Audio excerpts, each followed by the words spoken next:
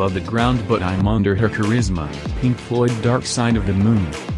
Alienware came to kick ass and chew bubblegum. You know the rest.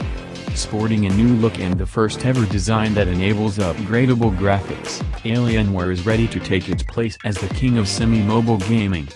The Area 51 meters, starting at $2,549, $5,099 as tested, doesn't look like anything we've ever seen from the brand. It's less Independence Day and more Flight of the Navigator. But there's more to this baby than just a pretty new visage. Armed with a desktop Intel Core i9 processor and one of Nvidia's superpowered RTX GPUs, it absolutely demolished every test we put in front of it with graceful aplomb. It will also make a big dent in your wallet. But you consider that this is the first future-proof gaming laptop, it seems a small price to pay for a truly upgradable system and what Alienware is calling its first real desktop replacement. Having this much fun with a laptop should be illegal.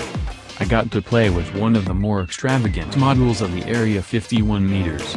Priced at $5,099, the system has an overclockable 3.6 GHz Intel Core i9-9900K desktop chip with 64 GB of RAM, two 1TB PCM.2 SSDs in RAID 0 configuration with a 1TB, plus 8 GB SSHD, hybrid drive. An Nvidia GeForce RTX 2080 GPU with 8 GB of RAM, an Intel UHD Graphics 630 GPU and a 1920 by 1080 144 Hz display.